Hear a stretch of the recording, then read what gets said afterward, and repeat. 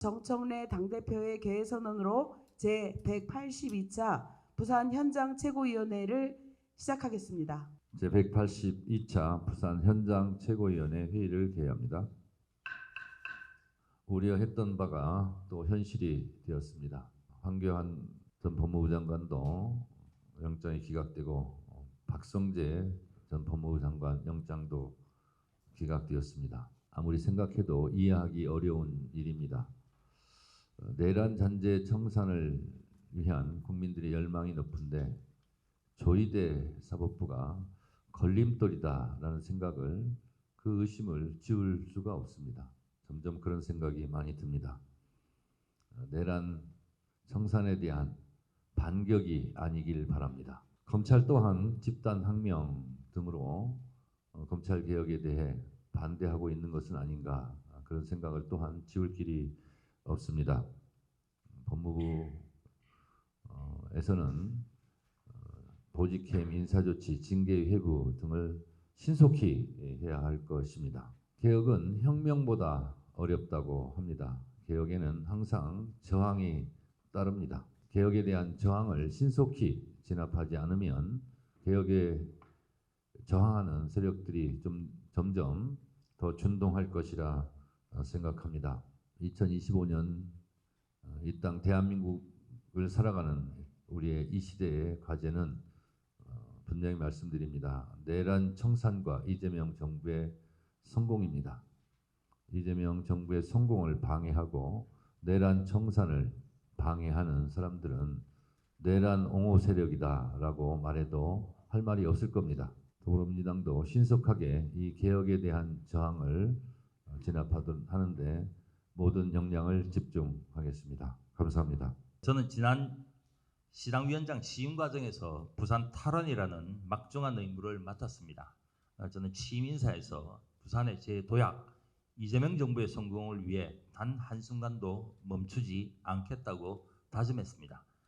함께 경쟁했던 모든 동지들의 경험과 비전을 모아서 이제 연결의 정치, 연대 부산민주당을 만들어 나가겠습니다. 부산은 지난 수십 년간 국민의힘과 박형준 시정의 산무정치, 무능과 무책임, 그리고 무대책으로 인해서 쇠락을 거듭했습니다. 시민들의 자부심은 상실되었고 청년들은 일자리를 찾아 부산을 떠나고 있습니다. 이제 우리는 오로지 실력과 헌신으로 시민의 신뢰를 회복하고 내년 지방선거 승리를 통해 부산 탈환의 교두보를 마련해야 합니다. 부산시당이 모든 역량을 동원해서 이 일을 완수하겠습니다. 해양수도 부산을 위해 해수부, 해운대기업, 회사법원, 가덕신공항, 북항재개발, 부울경 메가시티 등 부산이 대한민국의 경제 엔진으로 다시 설 수 있도록 당 지도부의 적극적인 정책적 배려와 지원을 요청드립니다.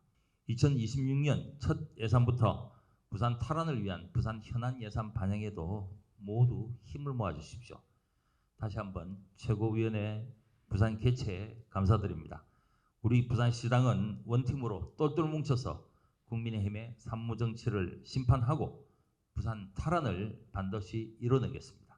네, 부산 시민 여러분, 이재명 정부는 집권 이후 국가 사무의 과감한 지방이양, 지방 재정 분권 확대, 공공기관 이전 등의 현실화를 통해 국가 균형 발전 약속을 실천하고 있습니다. 12일 열린 중앙지방협력회의에서 정부는 내년 예산안부터 지방 우선 원칙을 명확히 하겠다고 선언했고, 수도권과의 거리가 멀수록 더 두텁게 지원하는 결단을 실천하고 있습니다.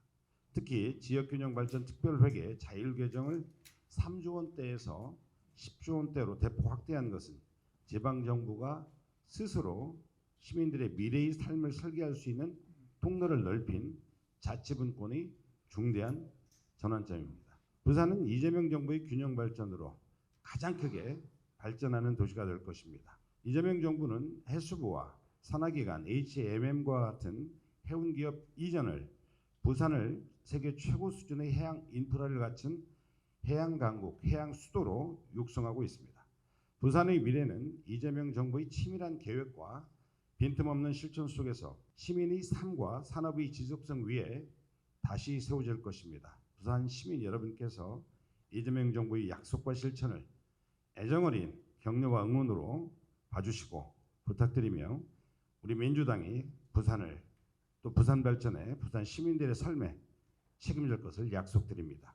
정치검찰이 집단항명은 헌정의 기둥을 흔드는 명백한 국기문란입니다. 검찰은 조작기수와 선택적 수사, 선택적 항명으로 스스로의 신뢰를 무너뜨렸습니다. 민주주의를 정면으로 겨냥한 검찰의 항명에 단호하게 책임을 물어야 합니다. 이재명 정부의 핵심 국정과제인 해수부 부산 이전은 지역 균형 발전의 이룸과 동시에 북구강로 개척이라는 새로운 시대를 여는 일입니다. 또한 북구강로 개척 준비를 위해 관련 지원법 제정과 범정부 전담 조직 출범도 앞두고 있습니다. 최근 여론조사에 따르면 부산 시민의 약 88%가 해양수산부 부산 이전에 찬성하고 있고 산하 공공기관의 이전도 거의 90%에 육박하는 그런 프로테이지로 찬성하는 것으로 나타났습니다. 이재명 정부는 균형 발전은 국가의 생존을 위한 전략이라고 밝힌 바 있으며 어디에 살든 균등한 기회를 누리는 지방시대라는 비전을 제시하며 지역이 자생력을 갖추도록 정책을 운영하겠다고 밝힌 바 있습니다. 동남권의 심장인 이 해양수도의 비전을 품고 있는 부산에서 최고위를 갖게 돼서 매우 뜻깊게 생각합니다. 개인적으로 이재명 정부 국정과제 123개 중에서 북극항로 시대를 주도하는 K해양강국 건설 이 항목이 미래 잠재력이나 발전 가능성 측면에서 가장 기대감으로 가슴을 뛰게 만드는 그런 과제라고 느끼고 있습니다. 아시다시피 국제 질서와 물류 지도의 좌표가 빠르게 움직이고 있습니다. 수에즈 운하 리스크 때문에 배들이 희망봉으로 우회하면서 물류비가 급증하고 또 병목 현상에 시달렸습니다. 여기에 러시아 우크라이나 전쟁으로 유라시아 공급망이 분절된 틈을 타서 중국은 지난달에 컨테이너선을 유럽까지 북극항로를 통해서 보내면서 빙상 실크로드를 본격화하고 있습니다. 전쟁이 끝나도 수에즈 대체 항로의 필요성은 계속 남을 겁니다. 그리고 오히려 서방의 제재가 풀리면 북극항로 개방은 확대될 겁니다. 부산에서 로테르담까지 거리를 40% 단축하고 15일 기간 절감을 할 수 있는 이 항로가 성공적으로 확보가 된다면 부산은 아시아와 유럽을 잇는 가장 빠른 길목이 될 겁니다. 조선과 금융 그리고 자원산업까지 전후방 산업들이 모두 이런 세계적인 성장 기회 앞에 놓인 만큼 저는 이 과제가 5개의 국정 목표 중에 모두가 잘 사는 균형 성장 항목이 아니라 오히려 세계를 이끄는 혁신 경제 항목에 더 부합하지 않는가 이런 생각도 하고 있습니다. 박정희 시대 경부고속도로는 수십 년이 지난 지금도 산업화의 상징으로 남아 있고 김대중 정부의 초고속 인터넷망이 정보화의 상징으로 지금도 회자되고 있습니다. 만약 우리가 지금 준비해서 성공을 하게 된다면 20-30년 뒤에 이 북극항로는 부산과 대한민국이 거머쥐게 될 해양 물류 패권의 상징으로 기록될 수 있다고 생각합니다.